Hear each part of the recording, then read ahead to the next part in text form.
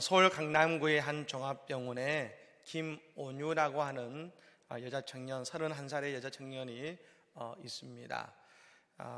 불의의 의료사고로 21세 때에 자가호흡을 잃어버렸습니다.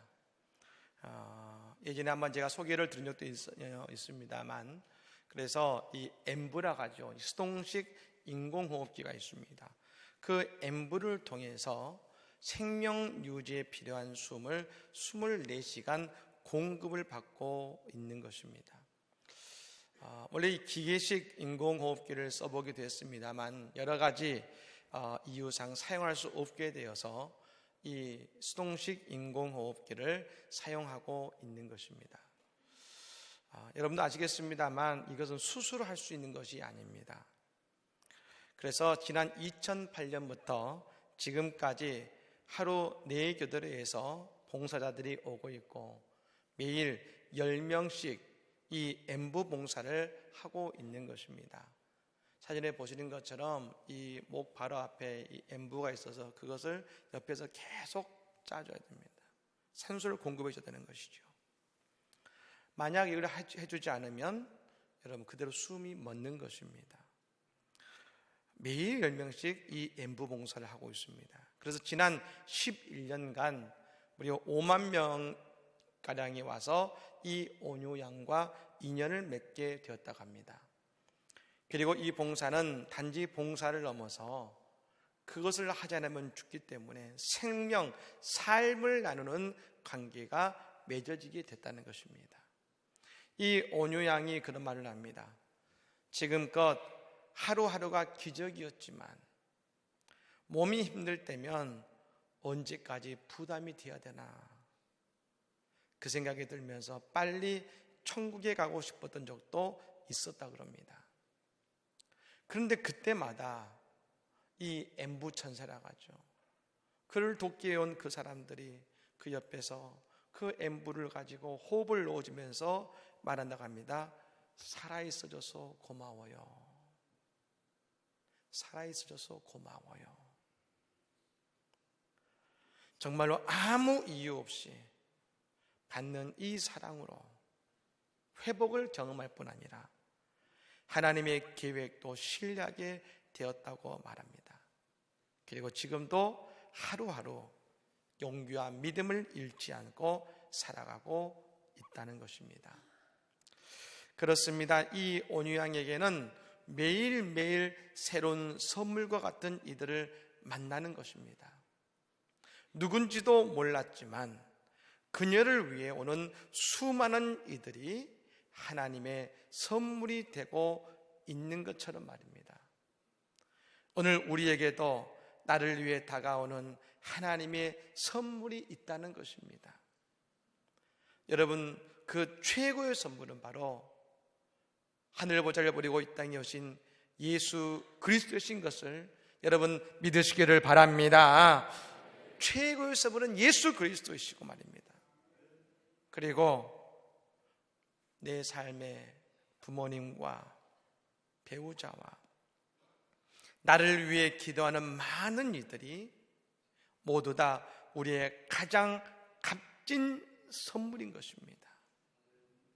그럼 여러분 우리는 사랑받고 있음을 깨닫고 이 연말 다시 한번 힘을 내어서 일어나는 우리 모두가 되기를 예수님으로 간절히 축복합니다. 아멘.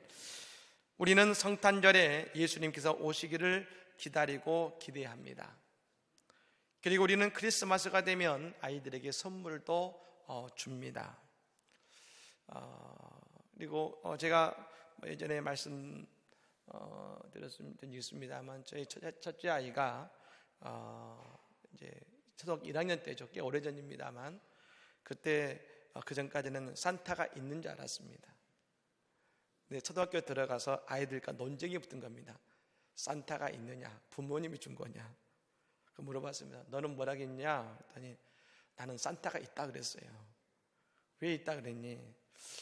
내가 좋은 성적을 만났을 때 그 상으로 준 선물이 얼마짜리였는데 내가 이번 크리스마스 때 받고 싶은 건 그보다 더 비싼 것인데 부모님은 절대 안 사줄 것 같아가지고 그래서 산타가 있다고 했습니다. 깜짝 놀란 적이 있었습니다만 어쨌든 여러분 미국에서는 크리스마스 때가 되면 성인과 아이 구별 없이 서로가 서로에게 선물을 줍니다.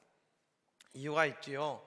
크리스마스는 하나님께서 아무런 공로가 없는 우리에게 친히 자신의 아들이신 예수 그리스도를 우리에게 선물로 주신 날이기 때문에 그런 것입니다. 그래서 그 사랑에 감사하면서 우리도 서로에게 그 선물을 나누면서 말입니다. 2000년 전에 그 감동과 기쁨을 오늘 다시금 우리가 되새기고 느끼기 위함인 것입니다. 그렇습니다. 성탄절에 예수님께서 이 땅에 오심으로 죄악된 인류에게 기대감을 안겨주셨습니다. 희망의 출구가 보이지 않는 세상에 구원을 선물로 주신 것입니다. 우리는 매년 성탄절을 지냅니다.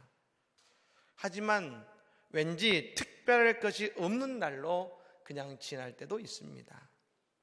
하지만 성탄절을 통해서 우리는 매년 나에게 다시금 하나님의 희망을 나에게 불어넣는 날로 살아가게 될 때에 우리의 삶에는 새로운 기대가 늘 생기게 되는 것입니다. 그것은 이것입니다. 예수님을 우리에게 선물로 주신 하나님께서 이제 또 나에게 어떤 선물을 주실까?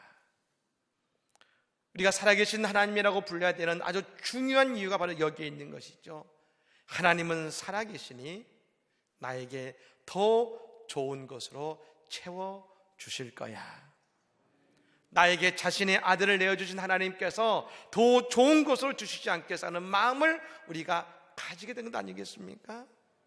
사랑하는 여러분, 우리에게 예수님을 선물로 주신 하나님께서 성탄절에 그리고 오늘 우리에게 어떤 선물로 우리를 축복하실지 기대하는 오늘 예배가 되기를 간절히 축복합니다. 그렇다면 하나님께서는 예수님이라고 하는 선물을 주실 때에 그 주실 때를 우리가 한번 살펴볼 필요가 있는 것 같습니다. 먼저 오늘 본문을 읽기 시작합니다. 헤롯 왕 때에 예수께서 유대 베들레헴에서 나심에 라겠습니다. 1절을 읽기 시작합니다. 여러분, 언제 예수님이 이 땅에 태어나셨습니까? 방금 말씀을 드렸는데 헤롯 왕 때 태어나신 것이죠. 근데 여러분, 이 헤롯 왕은 헤롯 대왕이라고 불리던 사람입니다. 이 사람은 대단히 중요한 업적이 있는데요. 헤롯 대성전을 건축한 사람입니다. 이스라엘에 솔로몬이 세운 성전이 있었는데 그것이 여러분 회파되고, 두 번째 수룹바벨이 세운 성전도 로마의 군인에서 여러분 무너졌습니다. 그래서 이 헤롯 대왕이 그 성전을 세 번째로 아주 웅장하고 아름답게 건축을 했던 사람이고, 그리고 굶주린 백성들을 위해서 세금을 감면해 주게 됐던 왕이었다고 합니다. 즉 능력이 있는 왕이었습니다. 그런데 말입니다, 그의 인격과 성격은 우리나라의 연산군과 비슷하다고 합니다. 그래서 대단히 정신병적인 폭군의 모습이 있었습니다. 그래서 모든 백성이 싫어했습니다. 여러분, 어느 정도까지냐면 이 바클레이라는 학자가 그의 유언을 이야기해 줬는데요, 이 헤롯 왕의 유언이 대단히 특이했습니다. 자기가 죽을 때에 예루살렘 시민 가운데 가장 존경받는 한 사람을 무조건 잡아서 감옥에 넣으라는 겁니다. 그랬다가 자신이 만일 죽으면 그 죽는 순간 그 사람도 같이 죽이라는 것이죠. 왜냐? 자기의 죽음에 아무도 눈물을 흘리고 애곡할 사람이 없을 테니까. 자기가 죽는 순간에 그 사람을 죽게 함으로 이스라엘 백성들 하여금 눈물을 흘리게 하기 위해서 그렇게 하라고 유언을 남긴 것입니다. 그러면 얼마나 잔인한 왕인지 이걸 통해서 알 수 있지 않겠습니까? 즉 예수님께서는 헤롯 왕이라고 하는 죽음과 공포의 한 가운데서 태어나셨고, 실제로 헤롯 왕이 그 당시 베들레헴의 2살 아래의 모든 아이들을 죽이려 했던 그 현장에서 예수님이 벗어나신 것을 보면 결코 예수님의 탄생은 평범한 때가 아니었다는 것을 우리는 알 수가 있는 것입니다. 저는 생각해 봤습니다. 아니, 하나님이 예수님을 보내실 거면 말입니다, 모두 다 예수님을 맞아들일 수 있을 그때에 보내주시지. 그렇게 헤롯이라고 하는 무서운 왕, 잔인한 왕이 있을 때에 예수님을 이 땅에 나게 하셨을까? 근데 여러분, 말씀을 묵상해 보니까 바로 이때가 이스라엘 백성들에게 가장 예수님이 필요한 때라는 것을 알았습니다. 가장 힘든 때에, 가장 견디기 어려운 때에 예수님은 이 땅에 태어나신 것입니다. 어떤 분들은 저 헤롯이 예수님을 찾기 위해서 어린아이들을 죽이는 것을 보면서 예수님 때문에 그렇게 되었다고 말하는 사람 말할지 모릅니다. 하지만 그렇지 않습니다.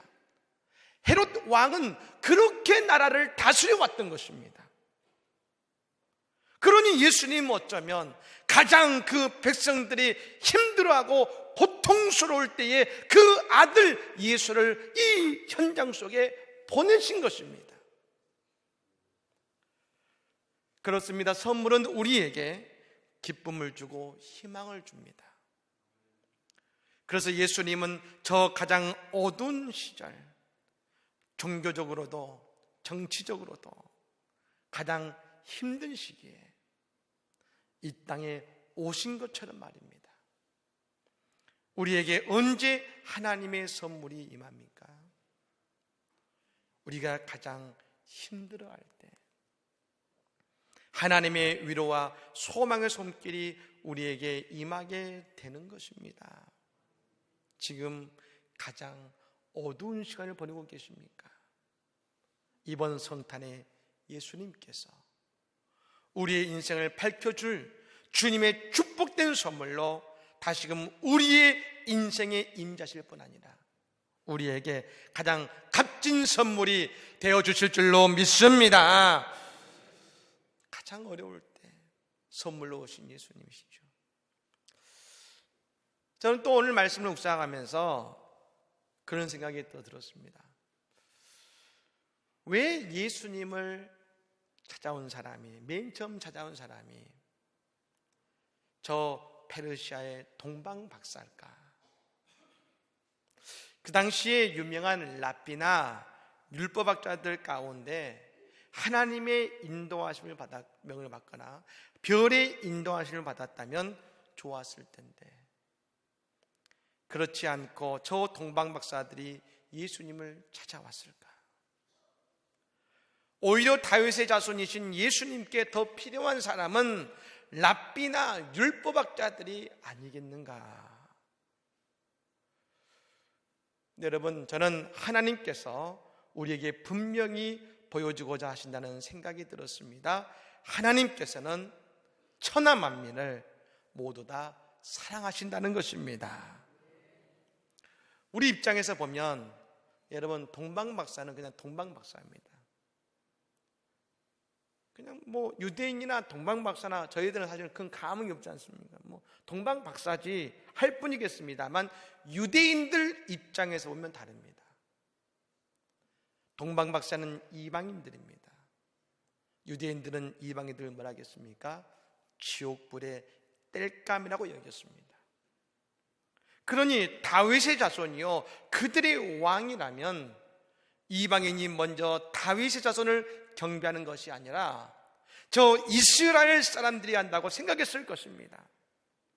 하지만 하나님께서는 동방박사를 통해서 분명히 말씀하시는 것입니다. 예수님께서는 모든 죄인을 위해, 이 땅에 있는 모든 죄인을 위해 이 땅에 오신 하나님의 선물이시라는 것입니다. 특정한 몇 사람을 위한 것이 아니라 천하 만민의 구세주가 되기 위해서 오셨다는 것을 저 동방 박사를 통해 우리에게 알게 하신 것입니다. 아니, 우리가 알다시피 말입니다. 저 이스라엘 땅에 예수님이 태어나셨습니다. 하나님이 아들을 낳으셨지요. 하지만 예수님께서 묵으실 방이 없으셨습니다. 그런데 저는 이것이 영적으로 해석되어졌습니다. 정말로 방이 없었을까? 왜 아무도 이 만삭이 된 여인의 일행을 동정하지 않았을까? 그래서 저 예수님께서 마구간의 말구에 누우셔야 했을까? 분명 마귀가 말입니다. 예수님의 누우실 그 자리를 빼앗아 버리고 아무도 예수님의 나심을 경배하지 못하게 만든 것입니다. 자리가 없는 게 아니라 마귀가 그걸 다 막아버린 것이죠. 하지만 말입니다, 하나님께서는 친히 그 주님의 축하의 자리를 예배하셨습니다. 그것도 저 동방의 박사들을 이끌어서 말입니다. 아무도 경배하고 축하하지 않을 때에 하나님께서 친히 동방의 박사들을 인도하셔서 황금과 유향과 몰약을 통해서 예수님을 경배하게 하신 것입니다. 그렇습니다. 우리가 보기에 아무도 하지 않는 것 같지만 하나님께서 몸소 모든 일을 하고 계시다는 것이죠. 우리는 이 동방 박사 세 사람으로 생각합니다만 학자들은 말합니다. 이 동방 박사들 오는 여정이 그 당시에 말입니다, 그 강도떼들이 대단히 많았던 곳이랍니다. 그리고 강도떼가 낮이 아니라 밤에 나타나지 않습니까? 근데 이 동방 박사들은 밤에만 움직이니까 강도와 도적들의 표적이 됐을 것인데 어떻게 그것까지 왔을까? 최소 70명 이상이 함께 움직여야 했을 것이라고 말합니다. 그렇게 본다면 예수님의 탄생의 자리는 마구간이셨지만 동방 박사를 제외한 70명 이상이 그 자리에 왕께 엎드려 경배하고 찬양함으로 그 자리가 왕의 탄생의 자리와 똑같았지 않겠습니까? 예수님께서 예루살렘 성전에 입성하실 때 모든 백성들이 예수님을 찬양했습니다. 호산나 주의 이름으로 오시는 왕이여, 하늘에는 평하여 가장 높은 곳에는 영광이로다. 예수님을 왕으로 모셔드리는 겁니다. 호산나 다윗의 자손이여 오시옵소서. 근데 그 소리를 듣는 바리새인들이 말입니다, 예수님께 말합니다. 예수님, 저 사람들을 책망하십시오. 왜 가만 두십니까? 하면서 예수님께 항의했습니다. 그때 예수님이 바리새인들에게 뭐라 하셨습니까? 누가복음 19장 40절 말씀에 이렇게 말씀하셨습니다. 대답하여 이르시되 내가 너희에게 말하노니 만일 이 사람들이 침묵하면 돌들이 소리지르리라 하시니라. 이 사람이 침묵하면 돌들이 소리 지를 것이라. 이스라엘의 왕, 만왕의 왕 예수님이 이 땅에 오셨지만 아무도 예수님을 경배하지 않을 때 하나님은 동방의 박사들과 그 무리를 보내셔서 예수 왕을 경배하고 예수님을 찬양했지 않습니까? 그렇습니다. 하나님께서 친히 그 모든 일을 행하시고 놀라운 일들을 이루어 가시는 것을 믿으시기를 바랍니다. 하나님 이루어 가시는 것입니다. 저 오스트리아에 성 니콜라스라는 교회가 있습니다. 이 교회에 1800년도 후반에 모라고 하는 사제가 있었습니다. 그런데 이 성탄절이 다가올 쯤에 이 지역에 홍수가 나서 말입니다, 홍수가 교회를 덮쳤습니다. 그 결과 교회에 파이프관이 고장이 난 것입니다. 한국 교회는 대부분 교회가 피아노로 연주를 합니다만 유럽에 있는 교회를 가면 모든 교회, 아무리 작은 교회도 파이프 오르간이 있습니다. 그리고 예배 때는 반드시 파이프 오르간을 통해서 그 예배의 반주를 하는데요. 근데 이 성탄절 예배를 드려야 되는데 오르간을 연주할 수 없지 않습니까? 예배 시간을 몇 시간 남겨두고서 이 모 사제가 급히 찬송가의 가사를 씁니다. 그리고 오르간 연주자인 그리보에게 작곡을 부탁한 것입니다. 왜냐하면 그때 모든 찬송가들은 다 오르간 연주기 때문에 말입니다. 그리고 어떻게 부탁을 했느냐? 그곳에 있는 악기는 기타밖에 없었는데 기타로 연주할 수 있는 곡을 만들어 달라고 부탁한 것입니다. 그래서 오르간으로 연주할 수 없을 때에 그곳에 모인 모든 사람들은 기타를 가지고 새 노래로 찬양하면서 예수님의 나심을 경배했던 것입니다. 여러분, 그때 만들어진 찬송가가 바로 찬송가 109장 고요한 밤 거룩한 밤입니다. 이 시간 기타로 연주되는 이 찬양을 한번 들어보면 좋겠습니다.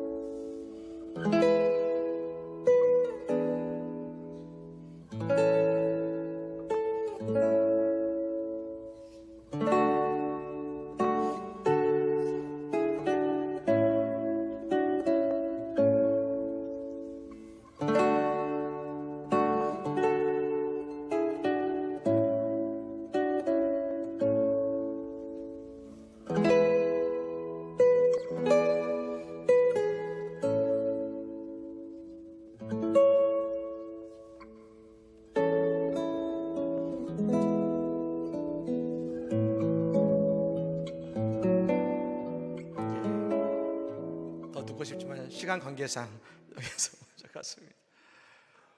이 기타로 찬양을 부를 때 그 예배가 그렇게 은혜가 있고 영광스러운 예배를 드렸다는 것입니다.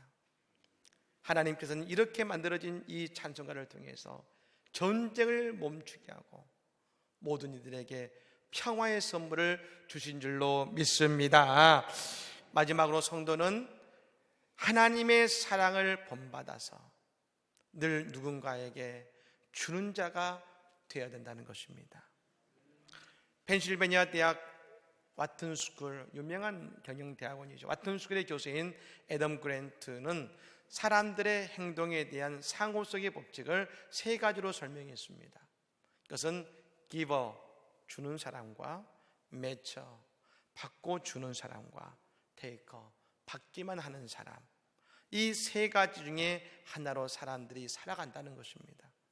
그 가운데 많은 부분을 차지하는 것이 바로 이 매처, 받은 만큼 주며 살아간다는 것이 우리 대부분의 삶의 모습인 것입니다. 그런데 여러분, 그 가운데 오직 소수의 사람만이 기버, 주고 섬기는 자로서의 삶을 살아간다는 것입니다. 이 기버, 주는 사람은 타인의 이익을 우선시하는 사람이 할 수 있는 행동이라고 말할 수 있는 것입니다.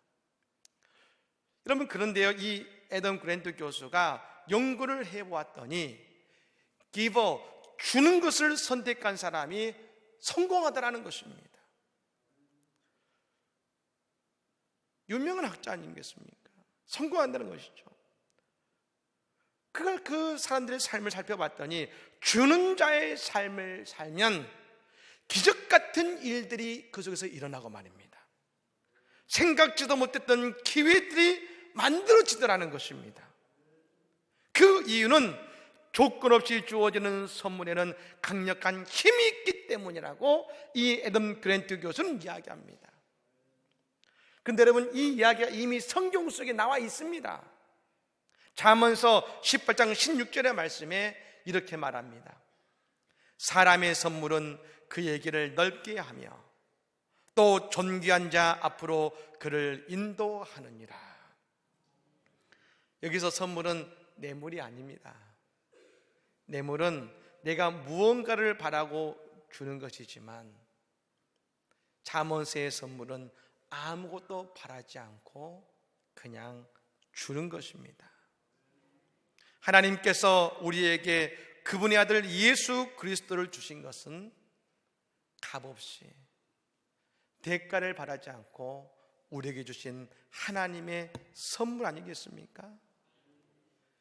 그래서 우리도 주님을 본받아 아무런 값없이 하나님의 최고의 선물을 받았으니 우리도 값없이 우리의 이웃을 도와야 되는 것입니다. 우리 교회는 매년 소중한 발걸음을 행하고 있습니다. 그것은 매년 크리스마스 헌금은 여러분이 하시는 헌금 전액을 이곳에 있는 안성에 있고 또 이 나라의 속에 그리고 또 다른 나라의 어려운 아이들을 위해 전액 사용되어 주고 있습니다. 그것은 올해도 마찬가지일 겁니다.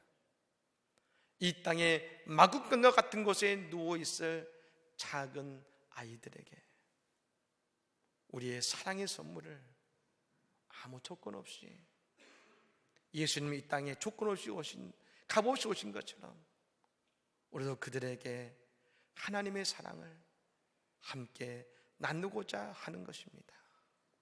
사랑하는 여러분, 우리가 하나님께 아무런 값없이 구원의 선물을 받은 것처럼 우리도 우리의 어려운 이웃들에게 사랑의 선물을 나누는 은혜가 있기를 간절히 바랍니다. 그렇습니다. 주는 자가 복이 있습니다. 우리 하나님께서 몸소 그것을 우리에게 보여주셨습니다. 이번 성탄절은 그 어느 때보다 하나님의 선물이 우리의 삶과 영혼을 가득 채우는 시간이 될 때에 우리도 이 땅에 하나님의 선물을 나누는 인생이 되어서 늘 기쁨과 감사의 삶을 살아가는, 그래서 주는 자의 축복을 경험하는 우리 모두가 되기를 예수님으로 간절히 축복합니다. 아멘. 우리 시간 찬양하겠습니다.